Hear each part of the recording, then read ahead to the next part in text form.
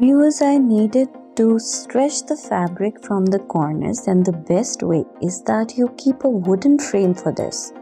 But if you don't have one, you can manage this with your own setting. You can see that I'm creating my design using a tool here. It is called a Tjanting Tool. The bowl you are watching has hot wax in it.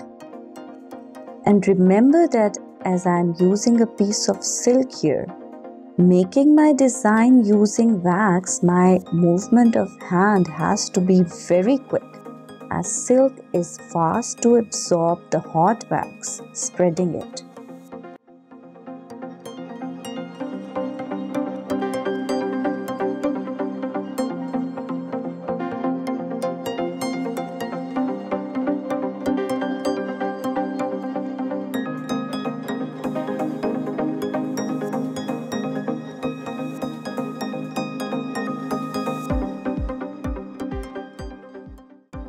You can make and create any kind of designs using the Tjanting tool.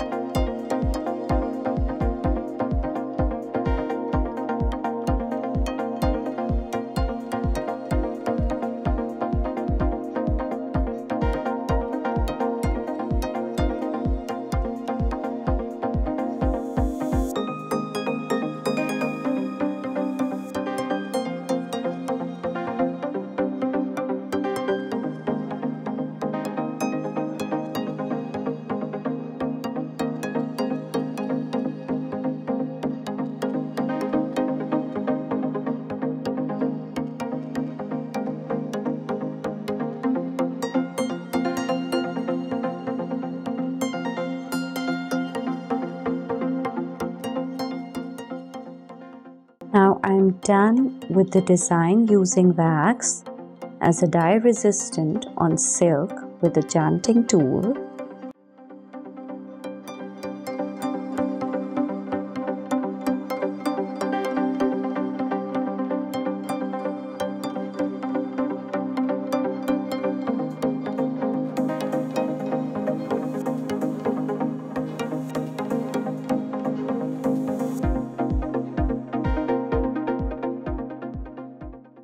It's almost time to dye the fabric. My dye is ready with normal temperature because you never use hot dye for a batik processed fabric. Now the base of my fabric is yellow and I intend to dip it in blue. That will give me grass green color. Here's the design. You can see that the wax is there, and now I'm dipping it in cold dye. Dip the fabric well into the dye, turn it around. You can see that it has a dark green tone now. You'll be able to notice it well when I take off the wax from the piece of my silk here.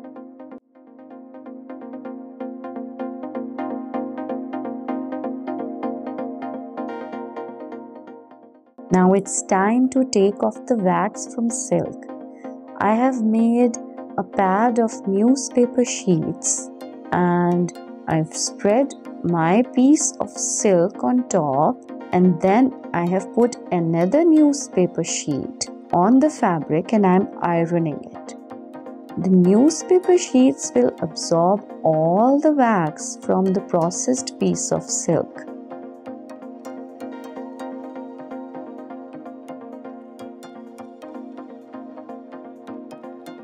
You can see now how the design is appearing, and the tone of the green after dyeing is visible.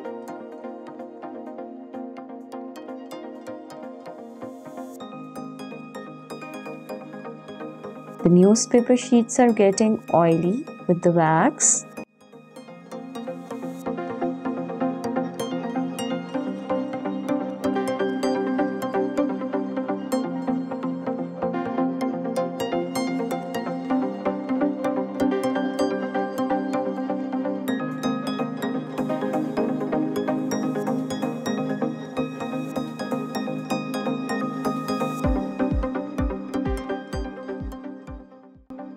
It's almost done, viewers.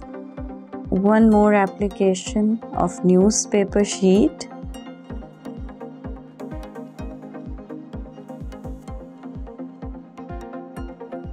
Now I'm putting it on top of the sheet and I'll iron it without putting a sheet on top of my fabric.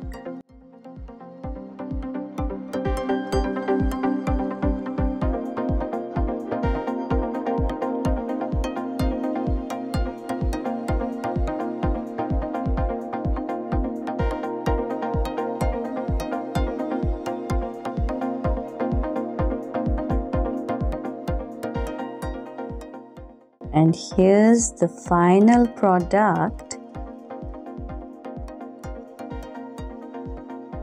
You can see the shine of silk because the wax is no more. There you go, Batik on silk by Virtuoso Palette.